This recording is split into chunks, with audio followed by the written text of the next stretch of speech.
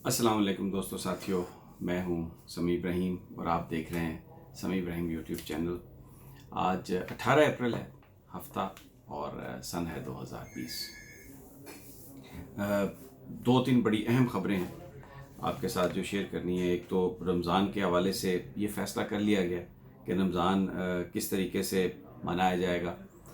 अल्लाह ताला हम सब पर रहम करे। वो जो एक ट्रेडिशनली जिस तरीके से हम सेलिब्रेशंस करते हैं, एहतमाम से अफ्तारियाँ, एहतमाम से सहरी और तरावी की नमाज, और फिर जिस तरह फैमिलीज़ इकट्ठी होके तो ईदगाह जाना, ईद की नमाज अदा करना, उसके बाद फिर वापसी पे आते हुए लोग कब्रिस्तानों में अपने प्यारों की कब्रों पे जाते हैं और दुआए खैर, एक तरह से उनसे मुलाकात। शायद इस दफ़ा अभी जो आज जो फ़ैसला हुआ है सदर मुमलिकत के साथ मिलकर, जो उलमा का मशाइख का जो इजलास हुआ और उसके बाद फिर जो मुश्तरका एलामिया जारी हुआ है, उसमें जो तफसीलात हैं उसके मुताबिक तो एक बहुत ही महदूद पैमाने पर सब कुछ होगा। मैं वो आपको बताता हूँ कि वो क्या फ़ैसले हुए सारे। लेकिन इसके साथ अपनी ये जो आज की वीडियो है, इसमें मैं आपको कुछ दूसरी चीज़ें भी बताऊंगा, पॉलिटिकल भी। एक चीज़ मैं बार बार अपनी वीडियोस में बताता हूं कि मीडिया का एक बड़ा अहम रोल है। जो मीडिया के लोग हैं, क्योंकि उनकी हर बंदे तक एक्सेस होती है, तो वो बाज़ औक़ात मुख्तलिफ़ एजेंसियों के लिए पैगाम रसानी का काम भी करते हैं। और बहुत सारी जो इंटेलिजेंस एजेंसीज़ हैं वो अपने मुल्क के सहाफ़ियों को भी इस्तेमाल करती हैं, और फिर कई जो थोड़ी ज़्यादा तेज़ होती हैं वो दूसरे मुल्कों के सहाफ़ियों को भी हायर कर लेती हैं। तो कनाडा के अंदर एक इन्वेस्टिगेशन हो रही है। वहाँ पर एक जो भारतीय, एक बहुत ही नोन सहाफ़ी हैं, एडिटर हैं एक पब्लिकेशन के, उन्होंने जो कैनेडियन हुक्काम हैं उनसे मुलाकात करके उनको रिश्वत की पेशकश की, उनको इन्फ्लुएंस करने की पेशकश की कि पाकिस्तान को आप इमदाद ना दें, पाकिस्तान को आप जो भी इमदाद देंगे वो दहशतगर्दी के लिए पाकिस्तान इस्तेमाल करेगा। तो जो कैनेडियन एजेंसीज़ हैं उन्होंने उसको ट्रैक डाउन किया और अब उसकी इन्वेस्टिगेशन शुरू कर दी गई है। और उसमें नरेंद्र मोदी और ये सब लोग इस तरह से इन्वॉल्व हैं। आपको अंदाज़ा होगा, मैं आज आपको पूरी तफसील दूंगा कि किस तरह भारत एक मकरू जो कामों में मसरूफ़ है पाकिस्तान को बदनाम करने के लिए। लेकिन जो अहम बात है, सहाफ़ी इस्तेमाल हो रहे हैं। तो बहुत सारे, मैं किसी पर शक नहीं कर रहा, मैं किसी को कोई, मेरी क्या औकात या मजाल कि मैं किसी से कहूँ कि वो मुहब्ब वतन नहीं है, लेकिन ये एक एविडेंस मिल रहा है कि भारतीय एजेंसीज़ सहाफ़ियों को इस्तेमाल करती है और बड़े बड़े सहाफ़ियों को इस्तेमाल करती है मुख्तलिफ़ ममालिक में पाकिस्तान के ख़िलाफ़ प्रोपेगेंडा करने पर। तो सवाल ये उठता है, हमारी एजेंसीज़ को ये देखने की ज़रूरत है कि क्या पाकिस्तान में आज़ादी के नाम पर कोई इस किस्म की थ्योरी तो नहीं बेच रहा, कोई इस किस्म की कहानियाँ तो नहीं बेच रहा जिससे पाकिस्तानियों के जहन को ख़राब किया जाए, जिससे मकासद जो हैं दूसरे ममालिक की जो एजेंसियाँ जो हासिल करना चाहती हैं वो उनको हासिल हो जाए। तो ये भी खबर मैं, इसकी भी मैं तफसील आपको दूंगा, और जो मैंने आपको बताया कि ये क्यों मैं आपके साथ शेयर कर रहा हूँ। फिर इसके अलावा थोड़ा सा पॉलिटिक्स, शहबाज शरीफ साहब, मैंने कल आपको बताया था, वो नहीं गए। उन्होंने कहा कि जी उनको वो कोरोना है और हो सकता है कोरोना, और उनको कैंसर रहा है, तो वो अपने आप को एक्सपोज नहीं करना चाहते। वो आपको बताएंगे। कुछ कोरोना के हवाले से भी पॉलिटिक्स हो रही है। अब इसकी एक इन्वेस्टिगेशन शुरू हो गई है कि ये कहाँ से आया है। अमेरिका इल्ज़ाम लगा रहा है कि ये जो वुहान में जो लेबॉर्ट्री है, जो सबसे बड़ी लेबॉर्ट्री है वायरस की, जहाँ पर 1500 से ज़्यादा टाइप के वायरस के स्ट्रेन रखे गए हैं, ये वहाँ से निकला है। क्या सच है क्या झूठ है वो आपको बताएंगे। ईरान ने भी एक नई डिवाइस उन्होंने बनाई है जिसमें वो 100 मीटर के फासले पर डिटेक्ट कर लेते हैं किसी बंदे को देख के कि इसमें कोरोना वायरस है या नहीं है। इसकी जो एक्यूरेसी है वो 100% नहीं है अभी, 80%। यानी उन्होंने 100 बंदों को डिटेक्ट करने की कोशिश की तो 80 में जो उस डिवाइस ने बताया वो सही था। तो 80% इसके नतीजे हैं। कैसे करते हैं, आगे इसमें क्या हो सकता है, वो मैं आपको बताता हूँ इस हवाले से। लेकिन सबसे पहले मैं आपको ये बताता हूँ कि इस दफ़ा रमज़ान कैसा होगा। देखिए जी, सबसे पहले तो ये है कि जो मसाजिद हैं उसके बरामदों में, बाहर दरियाँ اور قالین بچھا دیے جاتے تھے وہ نہیں بچھائے جائیں گے اس دفعہ، اور مجمع نہیں لگے گا مساجد میں. نماز ہوگی لیکن 5 سے 6 فٹ کا فاصلہ ہوگا ایک نمازی کا، اور اس بلڈنگ کے اندر 5 فٹ 6 فٹ کے فاصلے پر ہر قطار میں نمازی ہوں گے. تو جتنے آ سکے وہ آ جائیں گے، لیکن باہر جو ہے جی کہ برآمدوں میں ادا ہو رہی ہے نماز، اور پھر اس کے بعد گلیوں میں سڑکوں پہ وہ صفیں بیچ جاتی تھیں، بالکل اس طرح کا کوئی کام نہیں ہوگا.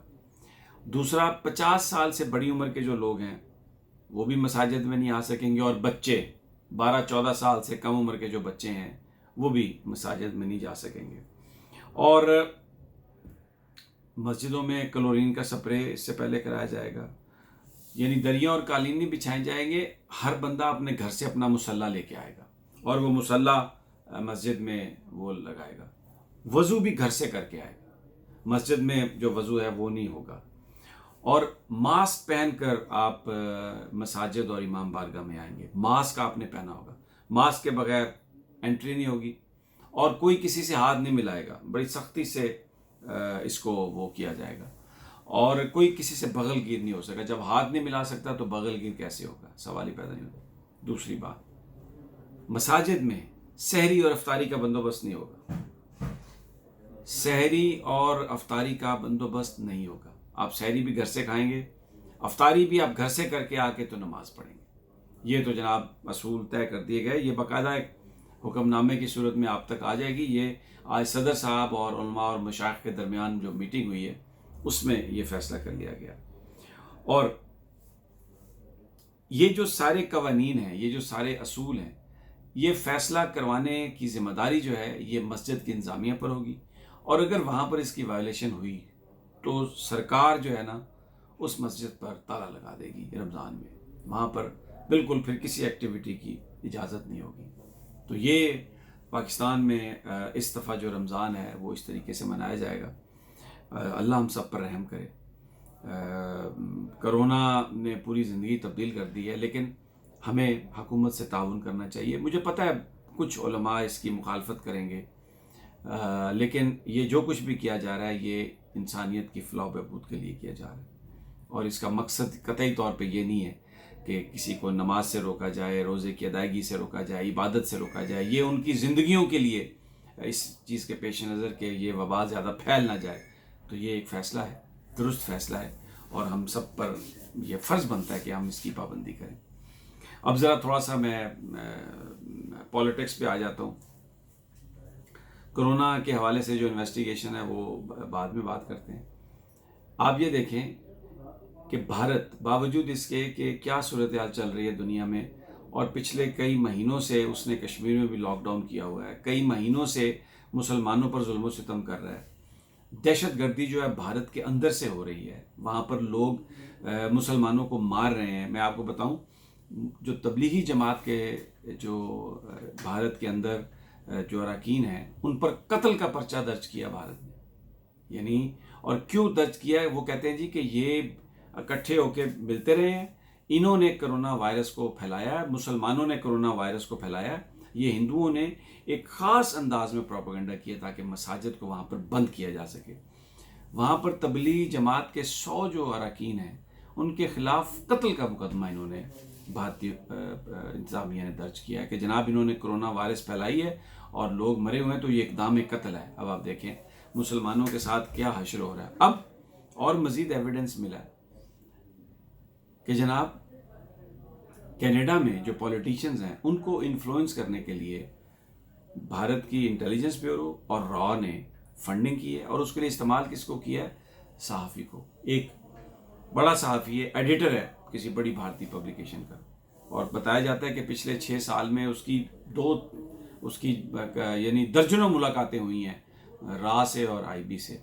اور اس نے کینیڈا میں سیاستدانوں سے مل کے ان کو یہ قائل کرنے کی کوشش کی ہے کہ آپ قانون سازی کر کے جو پاکستان کو جو انویسٹمنٹ یا جو امداد جاری ہے اس کو روکیں، کیونکہ وہ ساری کی ساری جو ہے وہ دہشت گردی کے لیے استعمال ہو رہی ہے.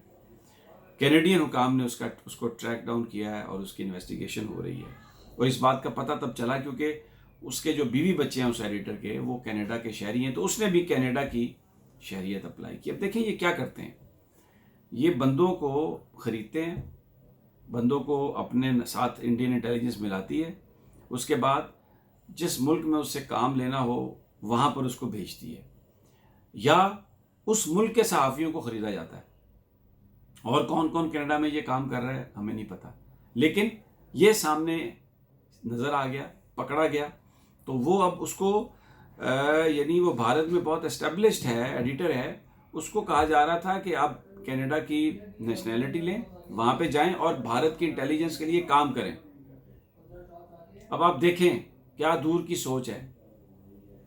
تو اگر سوال میرا صرف یہ ہے, اور میں اپنے حکام سے یہ کہہ رہا ہوں کہ اگر کینیڈا کے حکام کو انفلوئنس کرنے کے لیے وہاں سے وہ اپنے ایک ایڈیٹر کو بھیجنے کے لیے تیاری کی ہے, انہوں نے انویسٹمنٹ کی ہے, اس کو شہریت دلانے کی کوشش کر رہے ہیں, تو پاکستان میں کیا کر رہے ہوں گے؟